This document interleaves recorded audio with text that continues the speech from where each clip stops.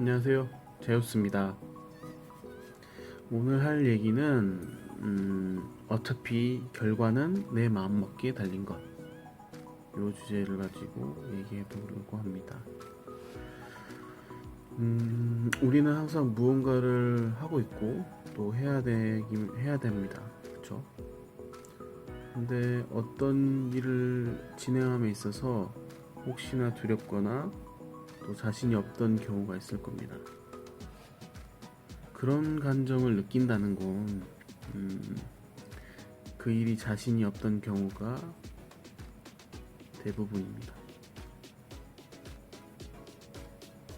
즉, 그 일에 대해서 충분히 나는 준비가 안 되었다라고 생각했기 때문이라고 생각합니다. 안 그런가요? 뭐, 한 가지 말씀을 드려보면, 생각해 보세요. 우리가 뒤돌아 봤을 때 우리가 했던 일들 보시면 정말 완벽하게 준비해서 임했던 일들이 그렇게 많이 있었을까요?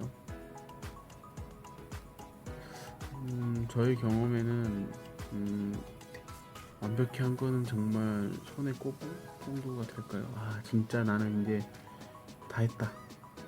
그런 일은 별로 없었던 것 같고, 어떻게든 막 꾸역꾸역 하다가 그 일이 닥쳐서 해야만 해서 그냥 진행했을 뿐, 그 일들을 위한 충분한 준비를 하거나 그런 시간을 가졌던 거는 없었던 것 같아요.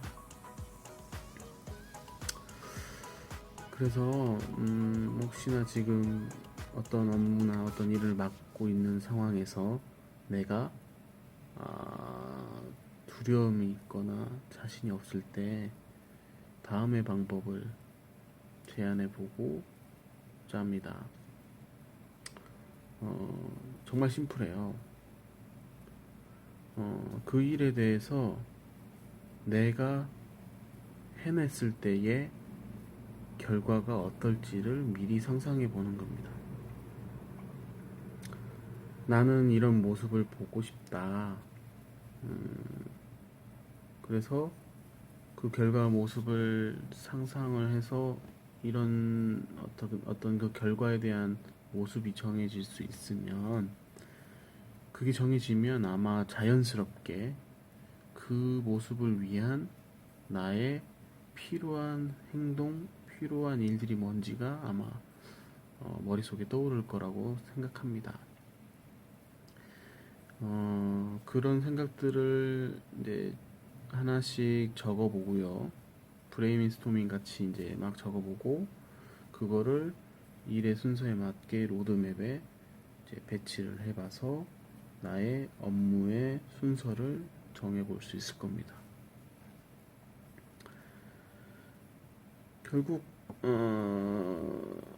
결과는 결국 여러분의 마음에 있습니다.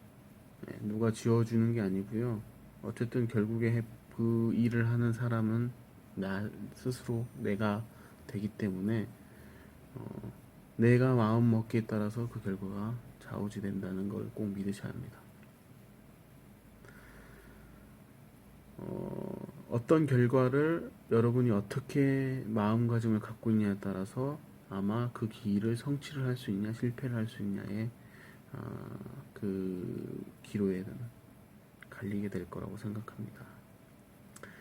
여러분이 정말로 그 일을 성공하고자 하는 마음이 아니면 그 간절함이 있다면, 여러분부터 마음가짐을 성공한 사람처럼, 이미 그 일을 성공해서 끝낸 사람처럼 생각하시면 됩니다. 그래서 지금 하고 있는 일은 전에도 한번 성공을 해서 한 번 더 하는 그런 마음가짐, 그런 자신감, 그런 생각을 가질 수 있으면 아마 여러분은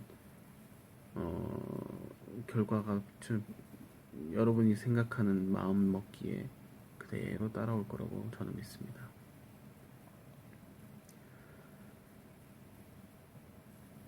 그래서 다시 한번 말씀드리지만, 그 일을 만약에 부담스럽거나 아니면 충분히 준비되지 않아서 어려워하고 있을 때는 잠시 다 내려놓고 그 일을 끝냈을 때 나의 모습을 한번 상상하시는 겁니다.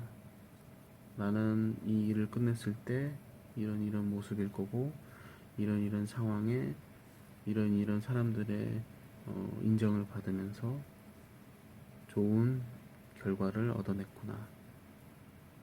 그 모습이 상상되면 자연스럽게 그 일정을 따라서 필요한 것들이 나올 거고 필요한 것들을 어떻게 하면 될 건지를 다시 가지치기를 하면서 필요한 부분들을 해나가면 될 것 같습니다. 예를 들어서 한번 해보겠습니다. 오늘 회사에서 우리 부장님이 나보고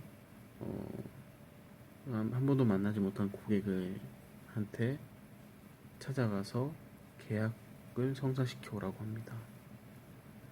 사실 나는 계약을 여태까지 해본 적도 없고 또 누군가를 만나서 설득해 본 적도 없는 상황에 직면해 있는데 우리 부장님이 요청을 했고 너가 갔다 와야 된다고 했을 때 분위기상 전 못합니다. 전 이거 안 할래요. 할 수 있는 상황도 안 됐을 때 그러면 나는 어떻게 해야 되느냐 부담감이 되게 많이 오겠죠. 그럼 제일 첫 번째로 해야 될 거는 아까 말씀드린 대로 이 일을 끝냈을 때 나의 모습을 상상해 보는 겁니다. 나는 이 일을 끝내면 우리 고객님한테도 인정받는